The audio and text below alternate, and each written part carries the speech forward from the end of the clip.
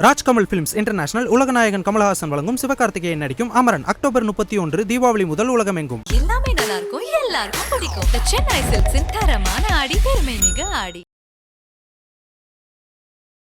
சர்தார் 2 படப்பிடிப்புல ஒரு ஆக்சிடென்ட் நடந்திருக்கு. ஸ்டண்ட்மேன் அவர்கள் இறந்தே போயிட்டாரு அப்படின்னு கேள்விப்படும்போது இவரை தூக்கி இருக்கிறாரு. ஒரு 20 அடி உயரத்துலேருந்து கீழே அவர் விழுந்துட்டார். கீழே விழுந்தவர் வந்து ஒரு பெரிய பேரல் ஒன்று வச்சுருந்துருக்காங்க. அந்த பேரலில் விழுந்துருக்கிறார். இந்த பக்கம் ஃப்ளோரில் ஷூட் பண்ணிக்கிட்டு இருந்த திலீப் சுப்ராயனுக்கு கேட்டு ஏதோ சத்தம் கேட்குது, ஏதோ ஒன்று நடந்திருக்கு, ஓடுங்கன்னு சொல்லி தான் அப்புறம் இதை போட்டபடி அங்கே ஓடியாந்துருக்காங்க. சார், இப்போ சம்பவ இடத்துல திலீப் சுப்ராயன் அவர்கள் மட்டும்தான் எடுத்தாங்களா, இல்லை கார்த்தி அவர்கள் அவங்களோட சீன்ஸும் எதுவும் எடுக்கப்பட்டு? கார்த்தி இருந்திருக்கிறாரு, திலீப் சுப்ராயன் இருந்திருக்காரு, டைரக்டர் இருந்திருக்கு, எல்லாருமே இருந்திருக்காங்க. எப்பவுமே இது சினிமாவில் நடக்கிறது தான். ராயன் ட்ரைலர் ரிலீஸ் ஆயிருக்கு, பார்த்தீங்களா? உங்களுக்கு எப்படி இருக்கு? எனக்கு ரொம்ப பிடிச்சிருக்கு. நான் இப்போ ரீசெண்டாக நடந்த ஒரு சம்பவத்தோடு அதை கனெக்ட் பண்ணேன். இப்போ ஆம்ஸ்ட்ராங் கொலை நடந்தது இல்லையா, செகண்ட் ஆஃப் தமிழ் சினிமா வந்து எங்கேயோ போக போகுது அப்படின்ற மாதிரி நிறைய பேர் சொல்லுவாங்க. தங்கலான், செப்டம்பர்ல கோட்டு, கங்குவா, அதுக்கடுத்து வேட்டையன், அப்புறம் இப்போ அமரன். இல்லை, அப்படிதான் இந்தியன் 2லேருந்து ஆரம்பிச்சாங்க. ஓகே, சிவகார்த்திகேயன் அவர்களோட படங்கள் தொடர்ந்து தீபாவளிக்கு வருது. இதை நீங்க எப்படி பாக்குறீங்க? அவர் அந்த உச்சத்தை தொட்டுட்டாரா? நிச்சயமா தொட்டுட்டாருங்க, அதுல என்ன சந்தேகம். இன்னொன்று, ஆரம்பத்திலேருந்து சிவகார்த்திகேயன் ஒரு ஸ்ட்ராட்டஜி.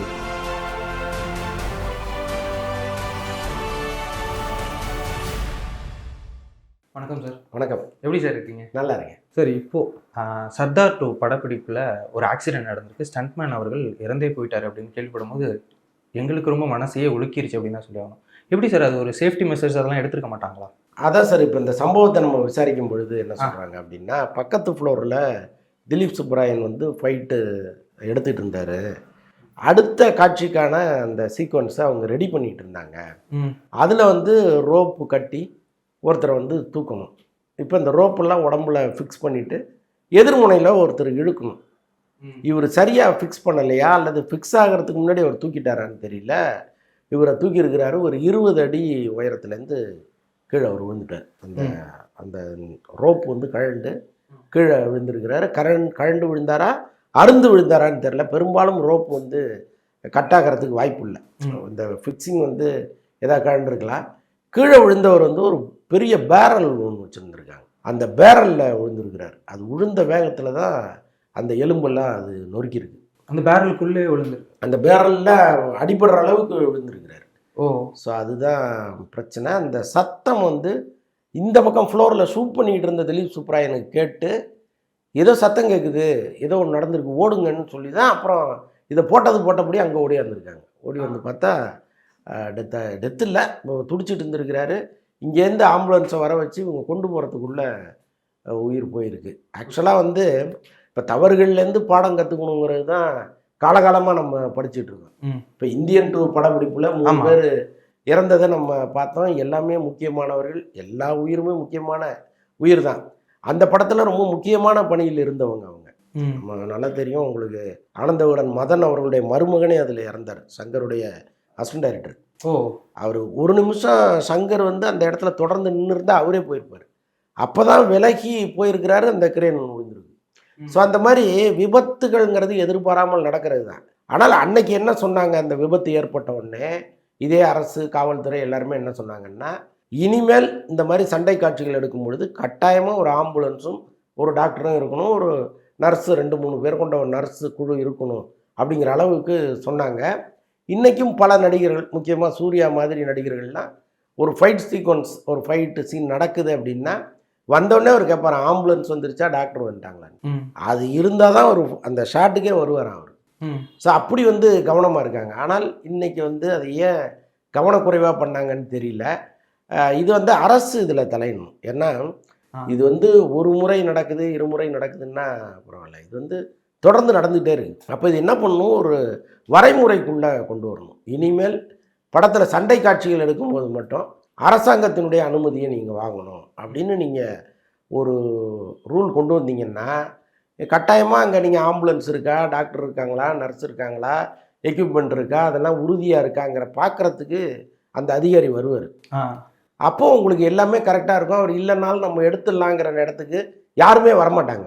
ஸோ இப்போ இதற்கப்புறமாவது அரசு இதில் தலையிடணுங்கிறது தான் நம்முடைய கோரிக்கை. சரி, இப்போ இதில் இறந்தவர் ஏழுமலை ஸ்டண்ட்மேன், அவர் இதற்கு முன்னாடி ஸ்டன்மேனா எத்தனை படங்கள் சார் பண்ணியிருக்காரு? எதுவும் ஐடியா இருக்கா? எனக்கு அந்த டீட்டெயில் இல்லை. ஆனால் திலீப் சுப்பராயன்ட்ட தொடர்ந்து அவர் ஒர்க் பண்ணியிருக்காரு. ஆ அவங்க அப்பாட்டையும் ஒர்க் பண்ணியிருக்காரு.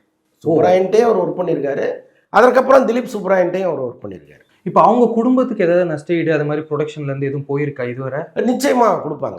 இப்போ அது மாதிரி வந்து தயாரிப்பு நிறுவனங்கள் எப்பவுமே கைவிட்டதில்லை. ஏற்கனவே ஒரு முறை இந்த படம் பேர் எனக்கு மறந்து போச்சு. அந்த கோடான்னு சொல்லுவாங்க, பெரிய ஸ்டாண்டு, அவ்வளோ வெயிட்டாக இருக்கும் அது. அந்த கோடாவை வந்து ஃபிட் பண்ணுறதுக்குன்னே ஆட்கள் வருவாங்க. இப்போ அதில் ரொம்ப எக்ஸ்பர்ட்டாக இல்லாத ஆட்கள், ஓரளவுக்கு அது தெரிந்த ஆட்கள் வந்தாங்கன்னா சில நேரங்களில் மாட்டிப்பாங்க. ஸோ அப்படி ஒரு பையன், ஒரு 23-25 வயசு பையன் வந்து அந்த கோடா மேலே சரிஞ்சு ஸ்பாட்லேயே இறந்தார். அந்த பட நிறுவனம் வந்து ஒரு பெரிய தொகையை அவங்க குடும்பத்துக்கு கொடுத்தாங்க. பட் என்ன இருந்தாலும் அந்த உயிரிழப்பை நம்ம வந்து அது ஈடுகட்டவே முடியாது. இங்கே எவ்வளவுதான் நீங்கள் கொடுக்கட்டுமே. பட் இதை தவிர்க்கணும்னா ஒரே வழி, அரசு வந்து இதை கண்காணிக்கணும். ஃபைட்டை மட்டுமாகுது. ஓகே, ஒரு முழு படத்தையும் நீங்கள் கண்காணிக்கணும்னு அவசியம் இல்லை. குறைந்தபட்சம் சண்டை காட்சிகள் இருந்ததுன்னா அதுக்கு நீங்கள் தனி அனுமதி வாங்கணும் அப்படின்னு சொல்லிட்டாலே அது வந்து ஆட்டோமேட்டிக்காக இவங்க எல்லாமே கூட இருக்கான்னு செக் பண்ணுவாங்க. அப்போ இவங்க வந்து கொஞ்சம் கவனமாக இருக்கிறதுக்கு வாய்ப்பு. சார், இப்போ சம்பவ இடத்துல திலீப் சுப்ராயன் அவர்கள் மட்டும்தான் எடுத்தாங்களா, இல்லை கார்த்தி அவர்கள் அவங்களோட சீன்ஸும் எதுவும் எடுக்கப்பட்டு இருந்தா? கார்த்தி இருந்திருக்கிறாரு. கார்த்தி இருந்திருக்கிறாரு, திலீப் சுப்ராயன் இருந்திருக்காரு, PS டைரக்டர் இருந்திருக்கு, எல்லாருமே இருந்திருக்காங்க. இருந்துதான் எப்பவுமே இது சினிமாவில் நடக்கிறது தான். இப்போ பக்கத்தில் வந்து அடுத்த காட்சிக்கு தேவையான வேலைகளை பாருங்க, இதை முடிச்சுட்டு மழை அங்கே வந்துடலாம் அப்படின்னு அசிஸ்டண்ட்டை விட்டு பண்ண சொல்லுவாங்க. இது நடக்கிற விஷயம்தான். பட் அது ஏதோ கொஞ்சம் அரை இருட்டாக இருந்திருக்கு. அது ரொம்ப ஏர்லி மார்னிங் எடுத்தாங்களா என்னன்னு தெரியல. அதனால இவங்களுக்கு பளிச்சுன்னு எதுவுமே தெரியல. அங்கேருந்து ஒருத்தர் இழுக்கும்போது அவர் கரெக்டாக ஃபிட்டாக இருக்காரா அப்படிங்கிறதெல்லாம் பகல்னா அவங்களுக்கு ஈஸியாக பார்த்துருப்பாங்க. அந்த இருட்டில் அவங்களுக்கு தெரியல. இந்த ஸ்டன் கலைஞர்களுக்கு இங்கே சில நேரங்களில் ஒரு வலுவான பட நிறுவனமாக இருந்ததுன்னா ஒரு பெரிய தொகையை கொடுத்துட்றாங்க. சில பேர் அது கொடுக்கணும்னு அவசியம் இல்லை. ஏதோ அந்த இடத்துல சின்னதாக ஒரு காம்பன்சேஷனை கொடுத்துட்டு அதோட எங்கள் வேலை முடிஞ்சது, தவறு உங்கள் பக்கம் அப்படின்ட்டு ஒதுங்கிடுறாங்க. சில பேர் என்ன பண்ணுறாங்கன்னா, இப்போ மொத்த படத்துக்கே இன்சூரன்ஸ் பண்ணியிருப்பாங்க. இப்போ ஒரு படப்பிடிப்பு நடக்குது, ஒரு வெளிநாட்டுக்கு போகிறாங்க, வரும்போது ஸ்கேனிங்கில் எங்கேயாவது இந்த ஃபுட்டேஜ் எல்லாம் அழிஞ்சிருச்சுன்னு வைங்களேன், பல கோடிகள் லாஸ் ஆகும். அப்போ அதை வந்து நீங்கள் இன்சூரன்ஸில் கிளைம் பண்ணலாம். படப்பிடிப்பில் நடக்கிற சில சம்பவங்களும் அதுக்குள்ளே வரும். ஸோ இப்படி மொத்தமாக ஒரு படத்தை இன்சூர் பண்ணியிருந்தாங்கன்னா இந்த மாதிரி ஆக்சிடென்ட் ஆகும்போது அவங்களுக்கு கொடுக்கறதுல பிரச்சனை இல்லை. ஆனால் தனியாக ஒரு ஸ்டன்மேன் வந்து இன்சூரன்ஸ் பண்ண முடியுமாங்கிறது ஒரு பெரிய கேள்வி இருக்குது. ஏன்னா இப்போ இன்சூரன்ஸ் நிறுவனங்கள் என்ன சொல்லுதுன்னா, நீங்கள் ஆபத்தையும் விபத்தையும் தேடி போகிறவராக இருந்தால் நாங்கள் இன்சூர் பண்ண மாட்டோம்னு. அப்போ இவங்களுக்கு அன்றாடம் ஸ்டன் கலைஞர்களுக்கு ஆபத்து தான். இவங்க ஒரு ஃபைட் பண்ணுறாங்க, அது வந்து உடம்பு அடிபடாமல் வீட்டுக்கு வருவாங்களாங்கிறதே சந்தேகமாக இருக்குது. ஸோ அப்படி இருக்கும்போது இவங்களுடைய உயிர் பாதுகாப்புங்கிறது இன்னைக்கு ரொம்ப முக்கியமாக இருக்குது. அப்போ குறைந்தபட்சம் இந்த ஸ்டன் கலைஞர்கள் சங்கமாவது, சார் உங்கள் படத்தை முழுசாக இன்சூர் பண்ணியிருக்கீங்களா அப்படின்னு ஒரு கேள்வி கேட்டு கமிட் ஆகலாம். ஸோ இதெல்லாம் இருக்குது, இவங்க பண்ணுவாங்களான்னு தெரியல. கண்டிப்பாக சார். இப்போ நம்ம பேசும்போது இந்த வீடியோ கூட கொஞ்சம் வைரலாகி அரசாங்கம் வந்துட்டு இதில் தலையிட்டால் கொஞ்சம் நல்லாயிருக்கும் அப்படின்ற. ஆமாம், கட்டாயம். லாஸ்ட்டாக நம்ம பேசும்போது இந்தியன் 2 பற்றி நிறைய பேசணும். இந்தியன் 2 இன்னும் மிகப்பெரிய வெற்றியை அடையணும் அப்படின்னா கொஞ்சம் சீன்ஸை கட் பண்ணால் நல்லாயிருக்கும்னு நீங்கள் சொல்லியிருந்தீங்க. இப்போது சீன்ஸை கட் பண்ணிட்டோம் அப்படின்னு சொல்லிட்டு அதை ஒரு விளம்பரமாக பண்ணிட்டு இருக்காங்க. அதை எப்படி பார்க்குறீங்க நீங்கள்? இல்லைங்க, அது 11 நிமிஷம் தான் கட் பண்ணியிருக்காங்க. அது வந்து போதுமானதாக இல்லை. நிச்சயமாக அரை மணி நேரத்துலேருந்து 3/4 மணி நேரம் அந்த படத்தை கட் பண்ணால் நிஜமாக ஒரு கிறிஸ்பான படம் கிடைக்கும். ஒன்றும் இல்லை, இப்போ இந்த ராயன் படம் வருதுன்னு வைங்களேன். இந்த ராயன் படம் வந்து 2 மணி நேரம் 27 நிமிஷமோ என்னமோ இருந்திருக்கு. அந்த படத்தை பார்த்துட்டு இதில் இன்னும் கூட கொஞ்சம் கட் பண்ணலாமேன்னு 2 மணி நேரம் 12 நிமிஷமா என்னவோ கட் பண்ணியிருக்காங்க. அதுலேயும் கொஞ்சம் கிறிஸ்பாக அந்த படத்தை குறைச்சிருக்காங்க. அப்போ அவங்களுக்கு ஒரு பயம் இருக்குது, படம் வந்து லெங்க்த்தாக இருந்தது அல்லது தேவையில்லாத இடத்துல ஒரு லேக் வருதுன்னா அது எதுக்குன்னு அவங்க நினைக்கிறாங்க. அப்போ இந்த முழு படத்தையுமே கமலஹாசன் பார்த்துட்டு ஒரு கருத்து சொல்கிறாரு. ரெட் ஜெயண்ட்டையும் சொல்கிறாரு, லைக்காட்டையும் சொல்கிறாரு. இந்த படம் வந்து அவர் டப்பிங் பேசும்போதே பார்த்துட்டு இந்தியன் 3ஐயும் இந்தியன் 2ஐயும் ஒன்னாக்குங்க, நீங்க இந்தியன் 2 தனியா தாங்கலைங்கிற விஷயத்த சங்கர்கிட்ட சொல்லியிருக்காரு. அதாவது படம் பிரம்மாண்டமா இருக்கு. இந்தியன் 3ஐ பார்த்துட்டு அவர் ஒரு ட்விட்டர் போட்டிருந்தார், ஒரு எக்ஸ்தலத்தில் ஒரு பதிவு போட்டிருந்தாரு. உங்களுடைய உச்சம் இதுன்னு நினைக்காதீங்க, இதை விட தாண்டி நீங்க போக வேண்டிய இடம் நிறையா இருக்கு அப்படின்னு போட்டிருந்தாரு. அப்போ இதை உச்சம்னு நினைக்காதீங்கன்னு அவர் சொல்றாருன்னா உச்சமா இருக்குன்னு தானே அர்த்தம். அவர் என்ன சொல்லியிருக்கிறார், நியாயமா 2த்தையும் ஒன்னா சேருங்க, அதுதான் வெற்றிக்கு வழிங்கிறத முன்னாடியே சொல்லிட்டாரு. ஆனால் சங்கருக்குன்னு ஒரு ஈகோ இருக்கும்ல, நம்ம எவ்வளோ பெரிய டைரக்டரு, நம்ம வந்து இவர் சொல்கிறத கேட்கணுமான்னு நினைப்பார்ல. ஸோ அதுதான் இன்றைக்கி இவ்வளோ பெரிய பிரச்சனையில் கொண்டு வந்து விட்டுருச்சு. சங்கருக்கு வந்து அவருக்கு பெருசாக பொருள் இழப்பு கிடையாது. ஆனால் இந்த படத்தை நம்பி 350 கோடி 400 கோடி இறக்கின ஒரு நிறுவனம் யோசிச்சு பாருங்க, கண்டிப்பாக எவ்வளோ பெரிய இழப்பு அது. இப்போ இந்தியன் 3க்கு பையஸே இருக்க மாட்டாங்க. ம் இப்போ அந்த படத்தை வந்து ரிலீஸ் பண்ணுறதுக்கு பெருசாக ஆர்வம் காட்ட மாட்டாங்க. அந்த படத்தை ஓடிடி சேட்டலைட் வாங்குறதுக்கு ஆள் இருக்காது. மறுபடியும் அவங்க ஒரு பெரிய முயற்சி பண்ணி இந்த படத்தை ரிலீஸ் பண்ணணும். ம் அப்போ அது ஒரு வேளை சூப்பராக இருந்து அது வெளியில் மவுத் டாக் வந்து ஓடுறதுக்கு 4 நாள் ஆயிரும். ம் அப்போ ஒரு பெரிய சவாலை அவங்க எதிர்கொள்ள வேண்டிய சூழ்நிலையாக இருக்குது. அவ்வளோ ஏன் கஷ்டப்படுறீங்க? இந்த படத்தில் 3/4 மணி நேரத்தை தூக்கிட்டு மறுபடியும் ஒரு ரீரிலீஸ் மாதிரி ஒரு பெரிய அனௌன்ஸ்மெண்ட் கொடுத்துட்டு பண்ணுங்க. ஒரு ஆடியன்ஸு கூட்டம் உள்ளே வரலன்னா நீங்கள் பாருங்கள். ஏன்னா வர்றவங்க எல்லாருமே என்ன சொல்கிறாங்க, ஐயோ போர் அடிக்குது, லேகாக இருக்குது, இதை தானே சொல்கிறாங்க. 2K கிட்ஸுக்கு டோட்டலாகவே இந்த கான்செப்ட் பிடிக்கல. அவங்க வந்து இந்த லஞ்சம் ஊழல் இதெல்லாம் வந்து அவன் மண்டையிலே ஏற்றிக்க மாட்டேங்கிறான். அதுக்கு என்ன காரணம் அப்படின்னா, இவனுக்கு இன்னைக்கு பணம் வந்து ஒரு பெரிய விஷயமா இல்லை. அது வந்து இப்போ நல்லா நான் கூட ஏற்கனவே பேசியிருந்தேன். இப்போ புக் மை ஷோவில் ஒரு டிக்கெட் நீங்கள் புக் பண்ணிங்கன்னா 30 ரூபா எக்ஸ்ட்ரா வாங்குறாங்க. ஆமாம், 10 டிக்கெட்டு புக் பண்ணிங்கன்னா 300 ரூபா எக்ஸ்ட்ரா நீங்கள் கொடுக்க வேண்டியது இருக்குது. ஆனால் இவனுக்கு அது ஒரு பெரிய விஷயமாவே இல்லை. 10 தெரு தள்ளி போனீங்கன்னா தியேட்டர் அங்கே தான் இருக்குது, டிக்கெட் போய் வாங்கலாம். ஆனால் இவன் வேணாங்கிறான். அது என்னங்க, அது என்ன இப்போ தட்டினா வருது, இதுக்கு எதுக்கு அங்கே போய் நிற்கணுங்கிறான். இப்போ அந்த அளவுக்கு இவன் மனநிலை மாறி போச்சு. இன்னைக்கு வந்து அரசியல் எல்லாருக்குமே தெரிஞ்சிருக்கு. அதிகாரிகள் மட்டுமே எதுக்கும் காரணம் கிடையாது, எல்லாத்துக்கும் காரணம் அரசியல்வாதிகள் தான்.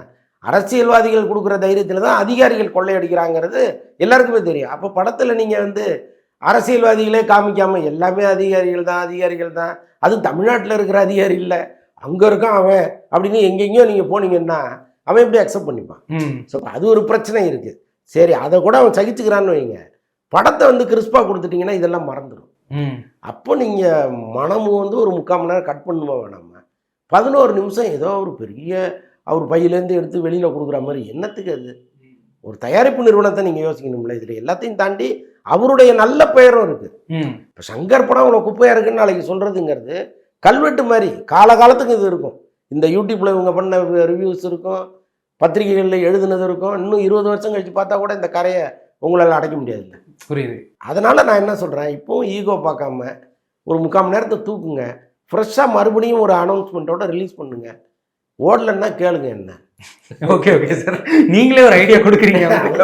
ஓகே சார், இப்போ அந்த அனௌன்ஸ்மெண்ட்டோட சேர்த்து இன்னொரு அனௌன்ஸ்மெண்ட், படத்தை கடைசி வரைக்கும் பாருங்க, படத்தோட எண்டில் வந்து ட்ரைலர் வச்சிருக்கோம் இந்தியன் 3ன்னு, அதை ஒரு விளம்பரமா பண்ணிட்டு இருக்காங்க. அதை எப்படி பாக்குறீங்க நீங்க? இல்லை, உள்ளபடியாங்க நான் இந்த படத்தை கமலா தியேட்டரில் தான் பார்த்தேன். அப்போது அது ரசிகர் மன்ற ஷோவாக இருந்துச்சு, நிறைய பேர் வந்தாங்க. படம் டைட்டில் போட்டோன்னே எல்லாம் வெளியில் கிளம்ப ஆரம்பிச்சிட்டாங்க. இப்போ நான் சொன்னேன் எல்லாம் இருங்க, இதுக்கப்புறம் ட்ரைலர் வரும். ஏன்னா ஏற்கனவே நம்ம கேள்விப்பட்டிருக்கோம் அடுத்த படத்தோட லீடு அதில் இருக்கு அப்படின்ட்டு. அப்புறம் சொன்ன பிறகு கொஞ்சம் பேர் நின்று பார்த்துட்டு போனாங்க. இந்த ஆபத்தை எதுக்கு கொடுக்கணும்? நீங்கள் கரெக்டாக அதை ஒரு இடத்துல எங்கேயாவது இன்ட்ரோவில் கூட ப்ளஸ் பண்ணி இது மாதிரி வருது அப்படின்னாலும் சொல்லியிருக்கலாம்ல. அதுதான், அது ஏதோ ஒரு பிளானிங்கே இல்லாமல் போயிருக்காங்க. சரி, இப்போ அந்த ஈகோன்னு ஒன்று சொன்னீங்கல்ல சார், இப்போ ஈகோ ட்ரிப்பாக இருக்காதா சங்கர் அவர்களுக்கு? என்ன கட் பண்ணுறீங்களே அப்படின்னு சொல்லிட்டு. இல்லை, இதுக்கே அவரை கன்வின்ஸ் பண்ண வைக்கிறதுக்கு ரொம்ப கஷ்டம். இந்த 11 நிமிஷத்துக்கு இந்த 11 நிமிஷத்துக்கு ஆக்சுவலாக அரை மணி நேரம் குறைங்கன்னு கேட்டு அதை 20 நிமிஷமாக குறைங்கன்னு கேட்டு மறுபடியும் அவர் ஏதோ 11 நிமிஷத்துக்கு வந்துருக்கு. ஓ சார், ராயன் ட்ரைலர் ரிலீஸ் ஆயிருக்கு, பார்த்தீங்களா? உங்களுக்கு எப்படி இருக்கு? எனக்கு ரொம்ப பிடிச்சிருந்தது. ஆமாம், ஆக்சுவலாக வந்து நான் இப்போ ரீசெண்டாக நடந்த ஒரு சம்பவத்தோடு அதை கனெக்ட் பண்ணேன். இப்போ ஆம்ஸ்ட்ராங் கொலை நடந்தது இல்லையா? ஆமாம். உன் இடத்துக்கே வந்து ஒன்று போடுறேன்னு அதில் ஒரு டைலாக் ஒன்று. ஆமாம். அப்போ அவன் இடத்துக்கே போய் அந்த சம்பவத்தை பண்ணுற மாதிரிலாம் அந்த ட்ரைலரில் வருது. ஸோ கிட்டத்தட்ட எனக்கு அது மாதிரி ஆம்ஸ்ட்ராங் இடத்துலையே போய் தான் அவரை கொண்டிருப்பாங்க. ஸோ அதெல்லாம் பார்க்கும் பொழுது ஏதோ லேசாக அந்த படம் வந்து இப்போ உள்ள ட்ரெண்டோட கனெக்ட் ஆகுதுங்கிறது ஒன்று. இன்னொன்று அவர் இந்த மொத்த படத்தையுமே ஒரு செட்டுக்குள்ளே எடுத்துட்டார் தனுஷ். அது ஒரு தனிப்பட்ட திறமை. ஓ ஆமாம், டோட்டலாக ஆதித்யராம் ஸ்டுடியோவில் தான் முழு படத்தையும் எடுத்தாங்க, செட்டு போட்டு. வட சென்னை பேக்ட்ராப். ஆமாம், எங்கேயுமே வெளியில் எங்கேயுமே போகல. ஆனால் படம் வந்து ரொம்ப கிறிஸ்பாக வந்திருக்குன்னு தொடர்ந்து சொல்லிட்டு இருக்காங்க. இப்போ அவங்க சொன்னாங்க இவங்க சொன்னாங்கிறத நம்ம நம்ப முடியாது. ஏன்னா இந்தியன் டூவில் நம்ம அதை பார்த்துட்டோம். அதனால நம்ம படம் பார்த்தா தான் சொல்ல முடியும். ஆனால் நம்ம கேள்விப்பட்ட தகவல் என்னன்னா, கலாநிதி மாறன் வந்து இந்த படத்தை 2 முறை பார்த்துருக்காரு. முதல்ல ஒரு முறை பார்த்துட்டு இந்த படத்தை எங்கேயுமே கட் பண்ணாதீங்க, ரொம்ப சூப்பராக இருக்குது அப்படின்னு சொல்லியிருக்காரு. அப்புறம் 2வது ஒரு முறை பார்த்துட்டு தனுஷை கூப்பிட்டு பாராட்டினதா தகவல் இருக்கு. ஸோ அதனால அவர் ஜட்ஜ்மெண்ட் எப்பவுமே கரெக்டாக. சார் இப்போ தனுஷ் அவர்களை ஒரு நடிகனை வளர்த்து விட்டதுல செல்வராகவன் அவர்களுக்கு ஒரு முக்கிய பங்கு. இப்போ அவரோட அண்ணனை இவர் இயக்குறாரு. அது பிடிஎஸ் கூட ரிலீஸ் ஆயிருந்தது. அந்த அவரை கலாய்ச்செல்லாம் கூட பேசியிருந்தாங்க. அதை நீங்க பாத்தீங்களா? அது எப்படி அந்த இயக்குறது, அந்த செட்டெல்லாம் எப்படி இருந்திருக்கும் அண்ணனை இயக்கும் போது? இல்லை, நிஜமாவே தனுஷுக்கு அது ஒரு பெரிய பரவசமாக இருந்திருக்கும். ஏன்னா அவர் சொல்கிறாரு, பல இடங்களில் பல பேட்டிகளில் சொல்லியிருக்கிறாரு, பல இடங்களில் நான் இப்படி இருக்கிறதுக்கு எங்கள் அண்ணன் தான் காரணம், எங்கள் அண்ணங்கிற ஒரு கேரக்டர்ல நான் இல்லவே இல்லை அப்படின்னு சொல்லியிருக்காரு. உள்ளபடியே அதுவும் நடந்தது. ஏன்னா அந்த துள்ளுவதலைமை ஷூட்டிங்கில் நடுவில் இருந்தே நான் ஆளை விடு, நான் ஸ்கூலுக்கு போகிறேன், என்னை விட்டுருன்னு பல முறை கிளம்பி ஓடிட்டார் அவர். அப்படி இருந்தால் அவரை வலுக்கட்டாயமாக பிடிச்சி கொண்டு வந்து வச்சு இது நல்லா வருண்டா, உன் எதிர்காலம் நல்லா இருக்கும்லாம் சொல்லி சொல்லி தான் செல்வராகவன் அவரை தேர்த்தி கொண்டு வந்தார். அதற்கப்புறம் தொடர் வெற்றிகளுக்கு காரணம் வந்து அதே செல்வராகவன் தான். ஒரு படம் ஜெயிச்சுது, அடுத்து இந்த கம்பெனியில் பண்ணு அந்த கம்பெனியில் பண்ணுன்னா தனுஷ் அன்னைக்கே காண போயிருப்பார். ஆனால் இவரை கொண்டு வந்து ஒரு முதல் இடத்துல நிறுத்திட்டு தான் அவர் அப்புறம் பின்னாடி போனார். ஸோ அதெல்லாம் ஒரு மிகப்பெரிய பங்கு தனுஷுடைய வாழ்க்கையில் செல்வராகவனுக்கு இருக்கு. ஸோ அதனால அவர் ஒரு பரவசத்தோடு தான் அவர் டைரக்ட் பண்ணியிருப்பாரு. தனுஷ் அவர்களை ஒரு நடிகரை நம்ம பார்த்துருக்கோம், பவர் பாண்டியில் ஒரு இயக்குனராக பார்த்துருக்கோம். பவர் பாண்டி ஒரு ஃபீல் குட் படம். இந்த படத்தை பார்க்கும்போது நிறைய இடங்கள்ல இது ஒரு வெற்றிமாறன் படம் மாதிரி அந்த ரத்த கலவையா, ஒரு சண்டை, அந்த மாதிரியான ஒரு விஷயங்கள் ரொம்ப டெப்தா இருக்கு. தென் கேரக்டர்ஸ் எல்லாரும், பிரகாஷ் ராஜ் எல்லாரும் பார்க்கும்போது தனுஷ் அவர்கள் ஒரு இயக்குனரா எந்த அளவுக்கு ஒரு பரிமாணத்தை தொற்றுக்காருன்னு நீங்க பாக்குறீங்க ட்ரெய்லர் பார்க்கும்போது? இல்லை, இது படமாவே வெற்றிமாறன் படமா இருக்குங்கிறது அவர்கிட்டே நிறைய பேர் சொல்லியிருக்காங்க. ஓ, இந்த படக்குழுவில் ஒர்க் பண்ணுறவங்க பல பேர் சார் அப்படியே வெற்றிமாறன் படம் மாதிரியே இருக்குது சார் இந்த படம்லாம் அவர்கிட்ட சொல்லியிருக்காங்க. ஸோ அதையெல்லாம் நம்ம கேட்கும்போது நமக்கு ஒரு நம்பிக்கை இருக்குது. சரி, படம் வந்து நல்லா இருக்குங்கிற ஒரு நம்பிக்கை இருக்கு. பார்ப்போம், எதையும் பார்க்காம சொல்ல முடியாது. ஓகே, கமலஹாசன் அவர்களோட ப்ரொடக்ஷனில் எஸ்கே அவர்கள் அமரன் ரொம்ப நாளாக வந்து எப்போ ரிலீஸ் அப்போ ரிலீஸ்ன்னு சொல்லிட்டு தீபாவளிக்கு ரிலீஸ் பண்ணியிருக்காங்க. அக்டோபர் 31 அக்டோபர் ரிலீஸ்னு ஆல்ரெடி வேட்டையன்னு சொல்லியிருக்காங்க. ரஜினி அவர்களும் எஸ்கே அவர்களும் போட்டி போடுவாங்களா தீபாவளிக்கு? இல்லை, அதுக்கு நல்ல இடைவெளி இருக்குது. அது அக்டோபர் 10ன்னு சொல்லியிருக்காங்க, இது 21 உங்களுக்கு. அப்போதும் அந்த நாட்கள் போதும் ஒரு படம் இப்போ கலெக்ட் பண்ணுறதுக்கான நாட்கள் 2 வாரம். இன்னைக்கு அதிகபட்சம் 1 வாரம் தானே ஒரு படம். அப்போ வேட்டையன் வந்து 10ஆம் தேதி ரிலீஸ் ஆகி 21ஆம் தேதி வரைக்கும் ஒரு கலெக்ஷன் எடுக்குதுன்னு வைங்களேன். அதுக்கப்புறம் 21லேருந்து இது வந்துட்டு போட்டுமே. ஸோ அதனால அது ஒரு பெரிய பாதிப்புலாம் இல்லை. சார், இப்போ தொடர்ந்து நம்ம மலையாள படங்களை பார்த்துட்டு இது பண்ணிட்டு இருக்கும்போது செகண்ட் ஆஃப் தமிழ் சினிமா வந்து எங்கேயோ போக போகுது அப்படின்ற மாதிரி நிறைய பேர் சொல்லுவாங்க. தங்கலான், செப்டம்பர்ல கோட்டு, கங்குவா, அதுக்கடுத்து வேட்டையன், அப்புறம் இப்போ அமரன், விடாமுயற்சின்னு சொல்லிட்டு இருக்காங்க. அது எப்படின்னு தெரியல, நீங்க தான் சொல்லணும். செகண்ட் ஹாஃப் எப்படி இருக்க போகுது தமிழ் சினிமா? இல்லை, அப்படிதான் இந்தியன் 2லேருந்து ஆரம்பிச்சாங்க. ஓகே, நமக்கு அது ஒரு பெரிய ஏமாற்றத்தை கொடுத்துருச்சு. பட் இருந்தாலும் இந்த கேள்விப்படுகிற படங்கள், அந்த படத்தின் தன்மை, இது எல்லாமே நிச்சயமா பிரைட்டா இருக்குங்கிற மாதிரி தான் இருக்கு. தியேட்டருக்காரங்கெல்லாம் ரொம்ப கோயிலில் கிடா வெட்டுறங்கிற அளவுக்கு வேண்டிக்கிட்டு உட்காந்துருக்காங்க. ஏன்னா அவங்களுடைய இந்த வருடத்தின் முதல் பாதி அவங்கள பெருசாக ஏமாத்திருச்சு. ஸோ அதனால ரொம்ப ஆசையாக காத்துட்டு இருக்காங்க. ஓகே, நல்லா இருக்கும் சார். அமரன் படம் ஒரு தீபாவளி வெளியீடு, அதாவது இது வந்து 2வது தீபாவளி வெளியீடு சிவகார்த்திகேயன் அவர்களுக்கு. பொதுவாக தீபாவளி அப்படின்னாலே பெரிய ஹீரோக்கள் படங்கள். இப்போ சிவகார்த்திகேயன் அவர்களோட படங்கள் தொடர்ந்து தீபாவளிக்கு வருது. இதை நீங்க எப்படி பாக்குறீங்க? அவர் அந்த உச்சத்தை தொட்டுட்டாரா? நிச்சயமா தொட்டுட்டாருங்க, அதுல என்ன சந்தேகம். இன்னொன்று, ஆரம்பத்திலேருந்து சிவகார்த்திகேயன்ட்ட ஒரு ஸ்ட்ராட்டஜி இருந்துச்சு. அதாவது சாதாரண நாட்கள் அந்த படத்தை வெளியிடாம தொடர் விடுமுறை ஒரு 10 நாள் வரும்பொழுது படத்தை ரிலீஸ் பண்ணுறது. இப்போ ஆயுத பூஜையெல்லாம் சிவகார்த்திகேயன் டேட்டுன்னே சொல்லிட்டு இருந்தாங்க. ஸோ அது மாதிரி கரெக்டாக கொண்டு வந்து அங்கே அதை ரிலீஸ் பண்ணுற மாதிரி ஒரு வழக்கத்தை வச்சுருந்தாரு. அதுதான் அவருடைய படங்களை வந்து நிறைய ஓட வச்சுது, நிறைய கலெக்ஷனை கொண்டு வந்து அவர் ஒரு பெரிய ஹீரோ லிஸ்ட்டில் வச்சுச்சு. பட் இன்னைக்கு வந்து அவர் தீபாவளிக்கு வந்து மோதுகிற அளவுக்கு ஒரு சரியான இடத்துக்கு வந்திருக்கிறாரு. எப்போவோ ஒரு பெரிய ஹீரோ மாறிட்டார், அதில் என்ன ஒன்று. சார், இப்போ இன்னைக்கு ஒரு போஸ்ட் வைரல் ஆகிட்டு இருந்தது. ரம்பா அவர்களோட ஃபேமிலி எல்லாருமே போயிட்டு விஜய் அவர்களை பார்த்துருக்காங்க. இது அன்பின், அதாவது ஒரு ஃப்ரெண்ட்ஷிப்பாக போய் பார்த்துருப்பாங்களா, இல்லை இதற்கு பின்னாடி வேறு ஏதாவது இருக்கும் அப்படின்னு நீங்கள் நினைக்கிறீங்களா? பிஸ்னஸ் இல்லை அரசியல் சம்மந்தப்பட்டது அந்த மாதிரி ஏதாவது? அரசியல் சம்மந்தப்பட்டது இருப்பதற்கு வாய்ப்பு இல்லை. அவங்களும் லண்டனில் தான் இருக்காங்க, இவருடைய மாமனாரும் லண்டனில் தான் இருக்காரு. அதனால ஒருவேளை இப்போ அங்கே ஒரு லண்டன் முன்னெல்லாம் அடிக்கடி போயிட்டு இருந்தார் விஜய். வந்து அவங்க மாமனார் வீட்டுக்கு போகும்பொழுதெல்லாம் அங்கே பல நாட்கள் தங்குற வழக்கமெல்லாம் அவருக்கு இருந்தது. நிச்சயமாக ரம்பா வீட்டுக்கு அவர் போயிருப்பார்ல. ஸோ அந்த நட்பின் அடிப்படையில் இந்த சந்திப்பு நடந்திருக்குன்னு தான் நம்ம பார்க்கணும். அதை தாண்டி இதில் பேசுகிறதுக்கெல்லாம் ஒன்றுமே இல்லை. அவங்க வந்து விஜய்க்கு வாழ்த்து சொல்கிறாங்க, அரசியல் கட்சி துவங்கினத்துக்கு ரொம்ப வாழ்த்து சொல்கிறாங்க. அது என்றைக்கோ ஃபோனில் கூட அவங்க சொல்லியிருப்பாங்க. பட் இன்றைக்கி அந்த ஸ்டில்லு இதெல்லாம் பார்க்கும் பொழுது அவருக்கும் ஒரு மலரும் நினைவுகள் வரும்ல. கண்டிப்பா. சேர்ந்து நடிச்சது, அந்த படம் வெற்றி படமா மாறினது, அதெல்லாம் ஞாபகம் வரும்ல. Okay sir. சார் நிறைய விஷயங்கள் பகிர்ந்துக்கிட்டீங்க. உங்களுடைய நேரத்திற்கும் கருத்திற்கும் நன்றி சார். நன்றி. ராஜ்கமல் பிலிம்ஸ் இன்டர்நேஷனல் உலகநாயகன் கமலஹாசன் வழங்கும் சிவகார்த்திகேயன் நடிக்கும் அமரன் அக்டோபர் 31 தீபாவளி முதல் உலகமெங்கும். நம்ம சென்னை சில்க்ஸின் பெருமை மிகு ஆடி சேல். தரமான ஆடி, பெருமை மிகு ஆடி.